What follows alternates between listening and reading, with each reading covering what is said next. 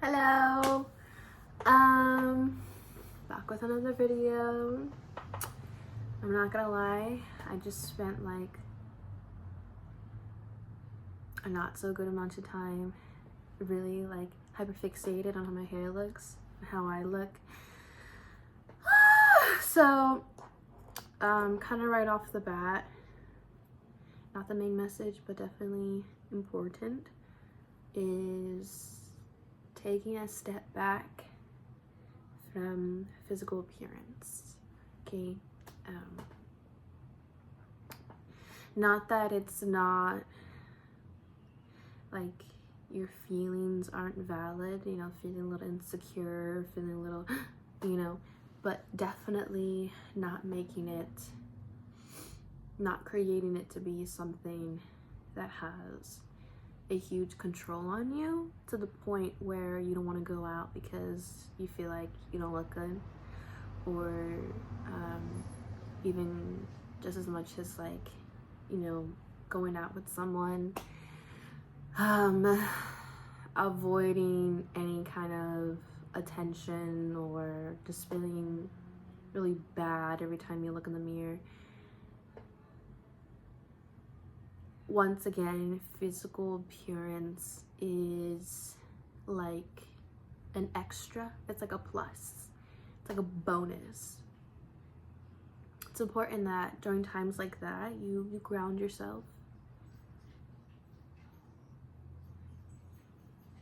So as I was saying, ground yourself, reassure yourself, nurture yourself. Words of affirmation, do something nice for yourself, a kind gesture, anything to just get you out of that funk. Anyway, so the message that, so I got this realization now. So first things first, every time, I learn something new, a realization, an epiphany, breaking the code in some way, to me, I'm like, well, this isn't grand enough to share with everyone. Like, I feel like this is like general knowledge. And then, you meet people, and I get reminded, like, this is not common knowledge. This is not, not everybody knows these kind of things too. So, and when I got this download, this realization, and not just like tapping into spirit and like, what messages do you have for me today? These past 4-5 days definitely was something else. Personal situations were happening, and through the midst of all this emotion and rage, I came to a really big realization.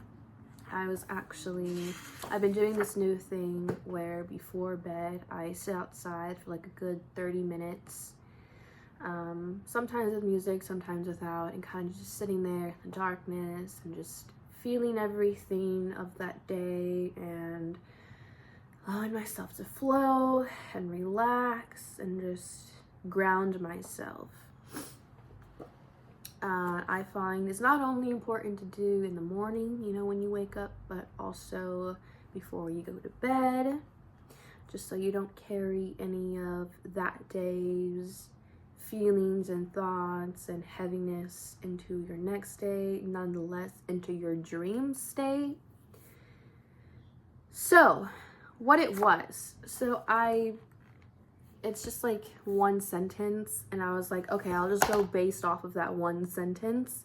So what I put was, this was on the 3rd of this month, October 3rd.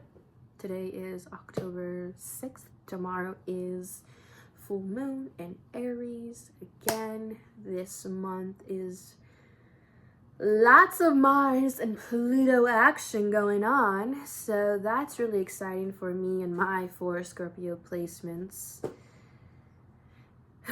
And my Capricorn moon in my 8th house. Yeah, so that's a lot of fun. Anyway, the higher your magnetism, the more you need to enforce boundaries and discernment. Okay, so wow, that was kind of cool how my pen flipped. So that night, October 3rd, that could be significant. Hold on, I need to like crisscross right now. Okay, so I was like talking aloud that night. I was like, okay, so, you know, piecing it all together. Bear with me, okay? I may be all over the place, but stay with me here, okay? Stay with me now. Like that TikTok sound. When you and the person you're training, like during the peak hours, and it's like, stay with me now. Anyway. So, whether if you just naturally are very magnetic, if you have like heavy Scorpio placements, Mars, Pluto energy, either that or this is something that you're practicing, that you are manifesting more magnetism, like stronger, higher magnetism, so that you can go ahead and attract in your manifestations and whatever it is that you're trying to call in. Whether that be love, wealth, whatever it is, right? Magnetism, right? A magnet just full in effect. Like full effect. There we go. In full effect. A magnet in full effect. Okay, anyway. Sorry, I can't crisscross right now. I need to be able to like, okay, I'm feeling the energy right now. Okay, I'm feeling it. So, again, this came from one of my own, you know, personal experiences. So take this how it resonates, right? But really, like, speaking for myself, this is what I realized, like a pattern. So the higher your magnetism, right, you become this, what I, as an example, right, what I like to call it is becoming a very big, bright light. Okay? Or a very strong magnet, right?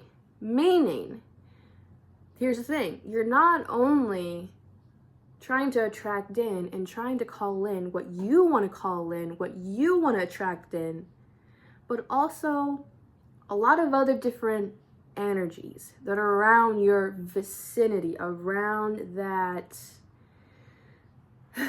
area that just right to you. Okay? So that's why it's important to establish your boundaries and emphasize on your boundaries, and also important to tap into your discernment as well. Because yes, you're attracting in good things, right? But like any other dark area with a big bright light, you're also going to attract moths. You're also going to attract other little creatures and bugs and all that you weren't, you know, wasn't your intention. You're like, what is this? What is going on? And, you know, it's also kind of with the same scenario, like the higher you elevate, you know, the more like lower vibrational beings are going to want to like, you know, gimme, I want that light, gimme, I want that energy. This is the same thing. Now, how this plays into the personal matters that I was going through at that time was now, and I was like, okay, like, first of all, before I like jump to not a conclusion, but I just want to mark everything off first before coming to that conclusion, you know what I mean? Is, first of all, this is like personal relationships. So those who are close to me. And I'll tell you the pattern, and then I'll tell you what first kind of was flying through my head, like possibilities and factors into this. I realized that those who are close to me, families, friends, even a couple coworkers, right? Those who I allow to be close to me. And well, at least like from my own awareness and what they tell me and what I catch on to, what I see, what I hear, what I feel, that kind of thing.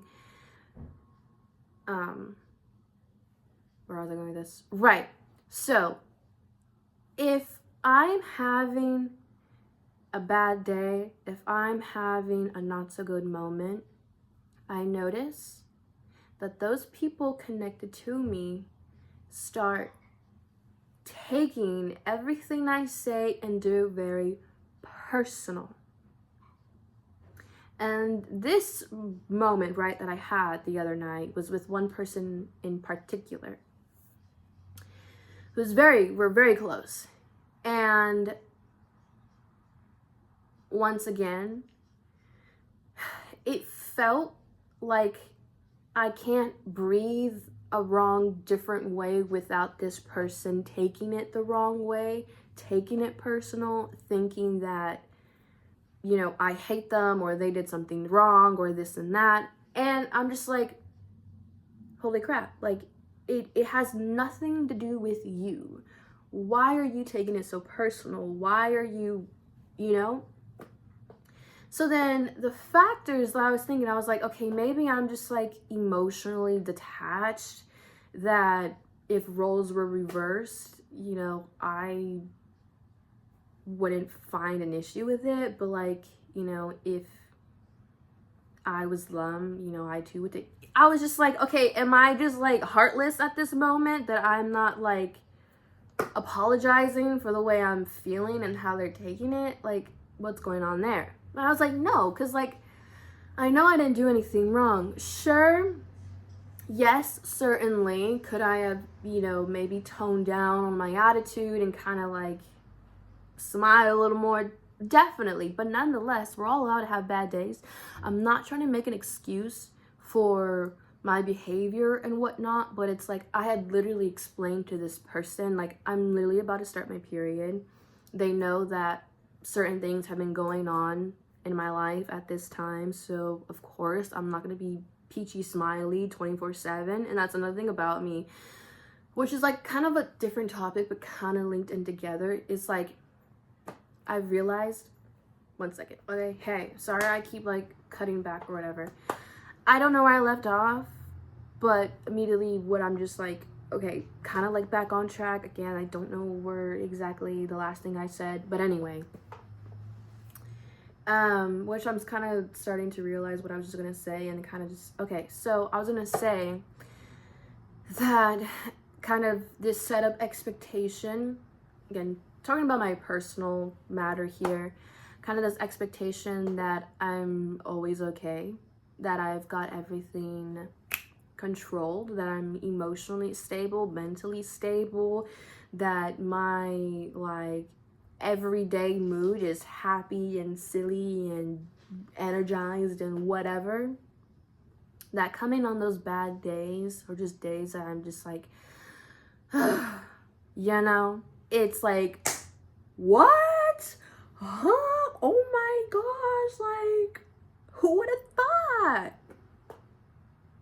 And I'm just like,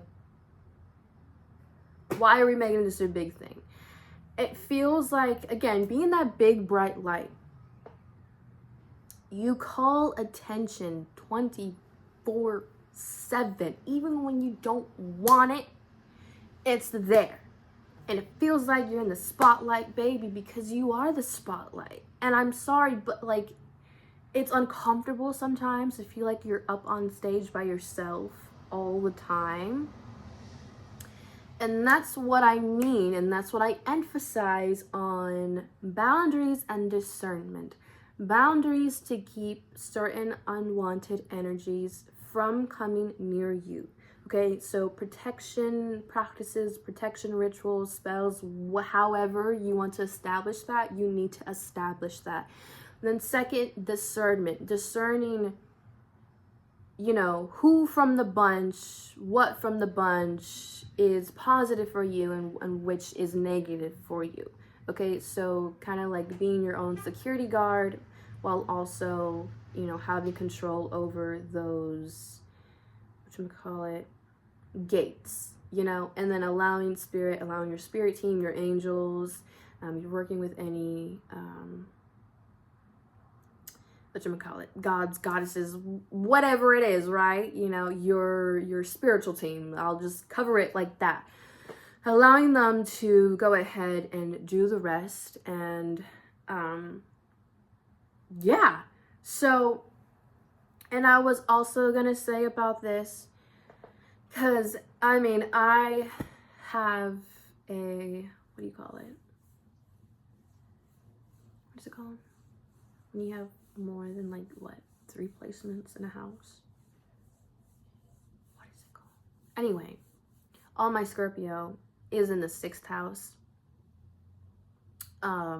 Mercury house. So I'm very nitpicky when it comes to myself, very perfectionist, very, I am my worst critic. And one thing that I was just like, just right now, I was like, no, but it's because, and so that like, that kind of set expectation of like, I always have to be okay, I'm always happy, I'm always giddy, da da da. And I'm like, well, that's because, coming from my Capricorn moon, you don't show people when you are feeling some type of way. And this is actually very true. I, you know, still to this day have a bit of a challenge when it comes to expressing, hey, I'm not okay right now. Hey, this is what's going on. Hey, this is why I feel sad. This is da da da da, and allowing people into that space of mine, and you know, allowing myself to be heard, allowing myself to be felt and understood in some ways, and you know, allowing my vulnerable self to be seen, which, like I said, still something I'm working on. And I feel like that does play into the why everybody in my life thinks I'm 100% mentally and emotionally and spiritually okay 24/7. And it's because like I hold myself to such a high expectation, a high standard, a high like you gotta look like you've got it together all the time. So it's like I can't get mad when people's reactions are like, you know. Anyway, so back onto the topic. I don't think there's any more to share with that, but like I said, if magnetism, your own magnetism, is something that you again are trying to emphasize, trying to expand, grow, become more potent on all that, there's also boundaries and discernment you need to make just as important. And kind of like general knowledge, and should be general knowledge, if you know, starting your spiritual path and whatnot, and if you're doing practices, rituals, spells, whatever it is, right, it's important that the first thing you learn and practice and implement it in your daily routine is protection. Let me tell you, babe, protection. Okay, that is important. That is number 1 key. Okay.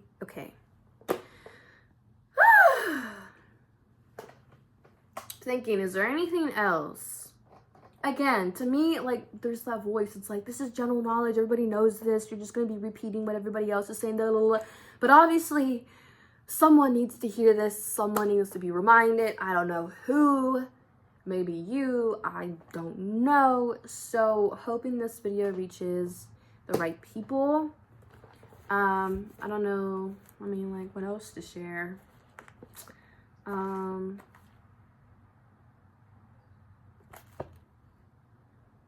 Also, when I say protection, right, this can be as simple as a prayer. Okay, babe. Okay.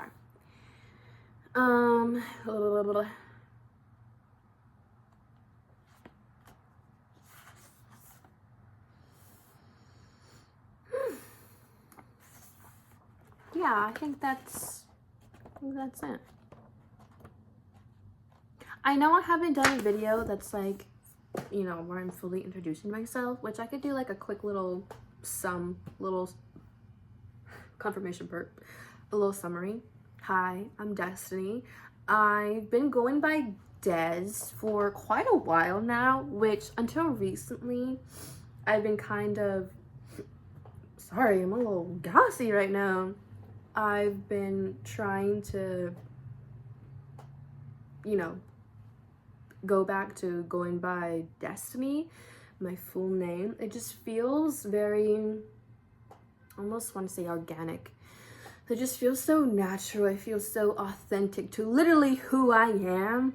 And I remember growing up and hating my name, like, well, not hating, but strongly disliking my name, because I'm like, it's literally a freaking word. I've been named a word. Not only that, but it's, there are no, to me, I think of feminine vowels, I think of A and O. And then masculine vowels, to me, I think of E and I. And that's just how my brain works. And, you know, I was like, wow, I literally have a really masculine freaking name for being a girl. And now, coming this far into my life, and especially like my self journey and, you know, who I've evolved to be, I'm like, I am so grateful for my name, Destiny. I am so freaking grateful. Like, woo, woo. And that's that my dad, he wanted to call me America after his favorite soccer team. Thank goodness. Thank goodness. I mean, no offense to people who are called America, but personally, I prefer Destiny very much.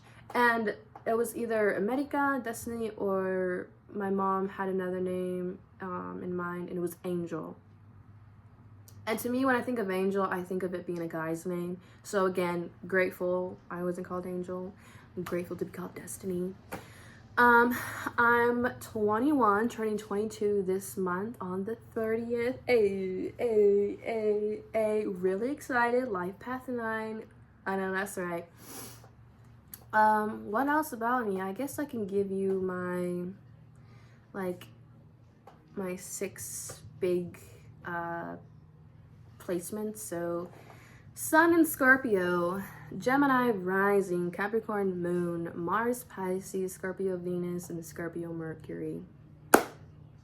God bless. It's not easy. And I feel like just in general, any placement is not really gonna be easy at all. I feel like we all have that one house or that one placement, you know, we're just like, you know, a little bit of mania, a little sprinkle of that. But I love me just the way I am, in every way that I am, no matter whatever, you know, I love me just the way I am, just the way that Spirit created me to be, and the person that I am continuing to evolve into. I would say what sets me apart from, you know, like, what's my quirk, what's my niche, is my POVs are very unique because I am very unique. I am someone who's gone through a lot of different adversities, a lot of different experiences, highs and lows, and I think the more experience you have, the more knowledge and understanding you have, and that's where I feel like most confident about myself, is my knowledge, my understanding, my wisdom, spiritually, mentally, emotionally, physically, all the above. That's where, like, okay, like, I have always kind of taken this like teacher role, which I love, and which, another thing, I love to be a student too. I love learning, like, all up in my books, all up in my journals, like, trying to find a pattern, trying to break the code is crazy. Trying to break the code, like, okay, Spirit, what messages do you have for me today? Like, let's get into it. Let's learn. Let's expand our knowledge so we can go ahead and spread this onto our fellow beings around us. So, I mean, I trust me.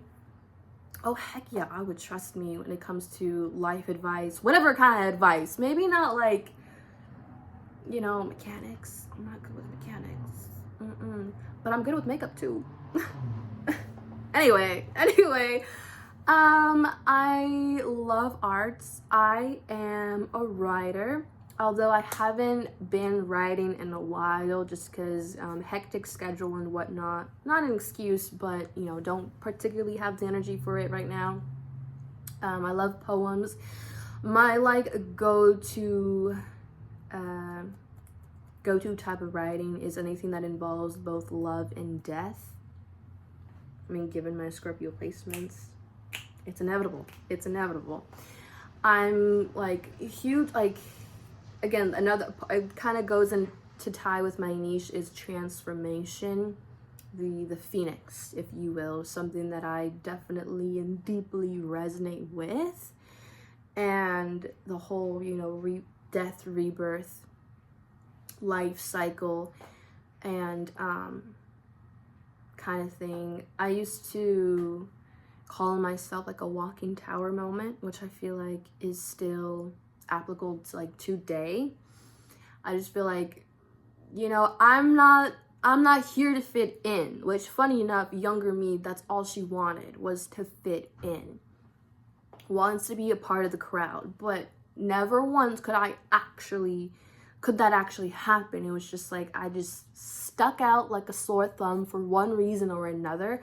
Not trying to be like a pick-me girl or whatever, but like deeply like I was bullied for certain reasons. Growing up, it was my appearance. So I grew up in Colorado. I born in California, grew up in Colorado, which is predominantly, you know, a lot of white folks. And I was like one of the very few Mexicans over there. And I think it was just like me and this other girl who were Mexican at our school. And, you know, there were a couple few moments where I was made fun of for my hairy arms, which you already know, Latinas, a lot of Latinas, they're gonna have a little extra hair, okay, which I like to call a little extra loving, okay. If you really think about it, I mean, hair is sacred. So if it's in my arms, God bless, God bless. And, you know, it came to a point where it was in, I think, 5th grade, where I asked my mom, I was like, can I shave my arms? And she, you know, loved my mom. I really do. But because she had a really, really challenging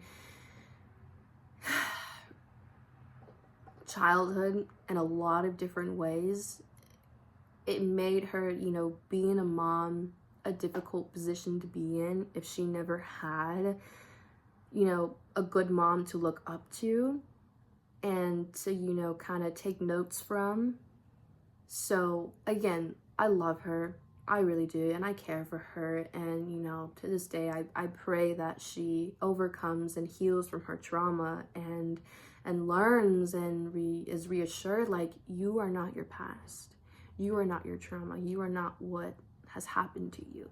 You are so much more than that. In some ways, in a lot of ways, I kind of had to parent myself because my dad has never been in the picture.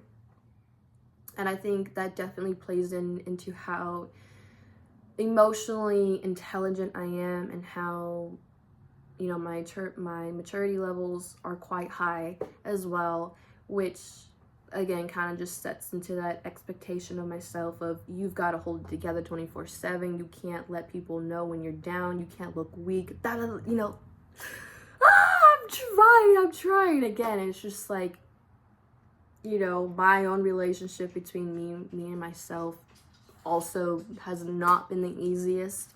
It's like every time I'm healing, I'm just like, oh, but you can do this better. Oh, but there's this you got to work on too. And you're bad at that. I'm just like, holy crap. Can I just breathe for a moment, you know?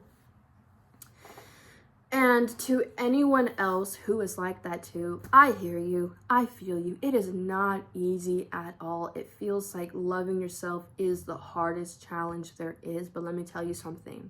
It is so worth it. Any little bit of effort is so worth it. Trust and believe. Trust and believe. Where was I going with this? Oh yeah. And And then junior high, it was like 5th grade, late 5th grade was when I moved back to California. And it was like right after like I kind of had already adjusted to the society norms over there in Colorado. I had to do all that over again and completely just restart at that darn age where, you know, you're starting to feel your hormones. They're starting to come around like, hey, you don't know me, but you about to know me. And again, my mom was not at the best headspace during that time, so it made those years really, really hard. And this was definitely one of the lowest points of my life that I had gone through. I was ages between 10 to 12. At one point I was having sleep paralysis really bad every single night, and even down to having I don't know what exactly to call it, like a paranormal experience, which I've had before when I was younger. I had a few of them in 2nd grade. I think it was the house that was haunted, and I believe it was because we had so the person who lived there before us had passed away, I want to say in that house too, and they had left a bunch of stuff in the basement. And so one day we're like, let's go into the basement, let's check out and see what's in there. And I did take something. It was this like beautiful gold plated notepad and you can see like the paper started like yellowing from old age, and I was like, oh my gosh, this is so vintage, this is so aesthetic, gimme. And I took it, and I don't know if by us going down there in the basement kind of just woke up the spirits that were living there. Again, I can't remember the timeline of what happened first, us going in the basement and the times that I had paranormal experiences, which were scary, very scary. Mind you, I was only in 2nd grade. There was no explanation. At that point, ghosts and all that wasn't really talked about. And like if it was very like, shh, we don't talk about that. No, shh, shh, shh. You know, very on the low. And I was too scared to even ask my mom about it, because I was like, I don't want to scare her. I was just like, I'll just keep it to myself. And that's exactly what I did. At that house, there was just one night, and this was the first one I've ever had an encounter with like demons and stuff, which, I mean, like, yeah, that's literally what it was. And I'll tell you this much. So it was middle of the night, and since a little kid, I've always had a terrible time falling asleep at night. I mean, even as a baby, my mom, to get me to fall asleep, she would drive me around town, and eventually I'd fall asleep. I'm telling you, road trips and all that are my favorites. The naps go crazy. Anyway, I digress. And so I'm always waking up a million times during the night, and this is one of the times that I woke up. And again, it was like, I don't know what time it was, but my windows were open. No, like my blinds were open. The windows were closed though. And so, you know, you have like lights from outside and moonlight or whatever kind of shining in a little bit. And I remember waking up, also my first time having sleep paralysis. But to me, of course, at that moment, I was like, I don't know what is going on right now. I can't move. I can't speak. I can't do anything but just like look around in my room. And I remember like trying to scream, like, you know, like, Mom, help me, but nothing was coming out. And then I see in the middle of my room, I don't know how many heads, maybe like 4 or 5 like ghostly like heads, and just their heads formed in a circle, kind of bouncing around in a circle.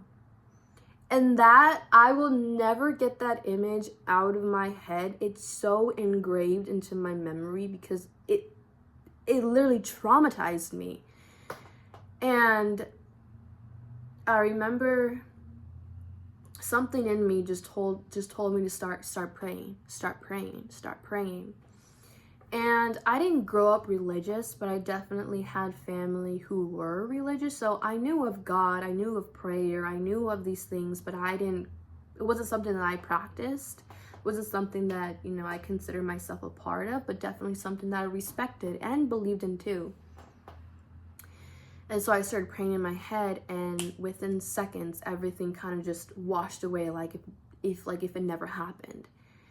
And then that was like the biggest thing I'd experienced. I was like, holy crap.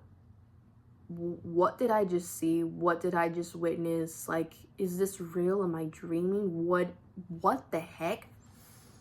And then I never talked about it to my mom, to family, friends, nothing. I didn't tell my mom until I was like 16, 17. And she was like, why didn't you ever tell me? And I was like, because I don't know. I just kept it to myself all these years. What went on during that house when we lived there. And so then going back to, when I was like 10 or 11 and was again having sleep paralysis really badly, there was this one night it was so bad that I was like, okay, maybe it's my room. So I was like, okay, so let me just sleep with my stepsisters, whom I consider my sisters no matter what. But to just clarify, I was like, let me just crash out in their room. Thinking that I was safe, thinking that I was okay. And nonetheless, woke up, had sleep paralysis. But this time, it was actually really fucking crazy. And there's a reason why I don't particularly go back on that night and think about it, because of just how insane it sounds. And I'm like, no, there's no way that happened. But it did. Had another encounter. This time it was, again, crazy. I kept bouncing, and this has happened a few times later on in my life. When I was living in Bakersfield for a little bit. Again, I've had quite the experience so far in my 21 years of living. We woke up. Again, couldn't move, couldn't really talk or anything like that. I remember, again, I was bouncing in and out of consciousness. My dream was exactly how everything was in that room. And then waking up and then going back to sleep, and just again, this bouncing thing that was going on. And there was a demon. I remember seeing its red eyes just piercing at me. It was at a high distance, because I was sleeping on the floor. And I remember just feeling its heaviness of just pure evil.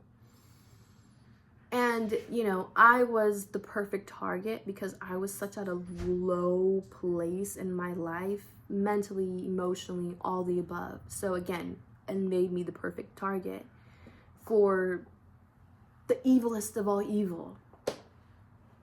And because I had enough of the constant night terrors and sleep paralysis, I was like, no, absolutely not. And I remember how do you say this?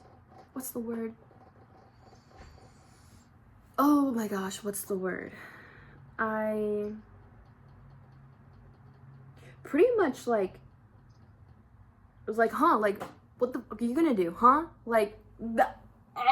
Straight up, again, I was I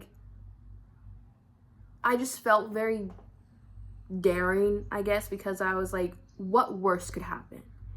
The worst is already happening to me at this very second. What worse could happen?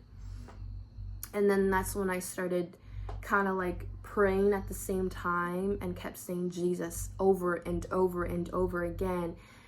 And just saying you will never win. You will never win this fight. In the name of the Lord, in the name of Jesus, you will never win this fight.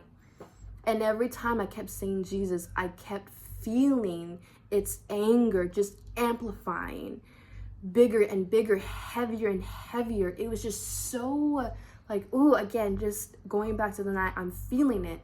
Whew. And eventually it just, started kind of like backing away. And then I was like, to also help myself out in a situation where I can really wake up from this, because again, it was still this like bouncing in and out of consciousness. I remember it was in my dream, and I tried with all my might to lift up my leg onto my sister's bed to try and wake her up. And eventually I was able to do that. And then within a matter of seconds, my sister like rolls around, and that's when everything just goes away. And I'm like, my heart is racing. I'm like, oh my gosh. Like, thank God I'm out of that. And like, thank God, like my sister woke up to roll around, because had she not, I don't know what else would have happened after that. So yeah. I've had quite the encounterments, and like I said, that bouncing in and out of consciousness with like literally a demon trying to scare me and all that, I've had that happen multiple times after that. Also during one of my lowest times of my life, which like I said was when I was in Bakersfield, which I lived there my sophomore year through my senior year. I was there.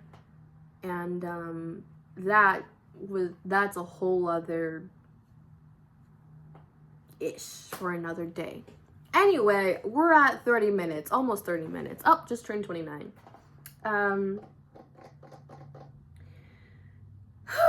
So let me just tell you something. You're also not alone if you've had experiences like that are terrifying and like ungodly. Like, no way this is actually real. No way evil like this can exist and nonetheless try to attack me like that. And sorry, I'm laughing because all I can think of is what is it called? The Defense of Dark Arts. Harry Potter. I think that's the official name. So hey, if you're looking for I got you. I've dealt with demons before, and I will try to the best of my own knowledge and experience and wisdom and all that to help you out if this is something you're experiencing and whatnot. I've always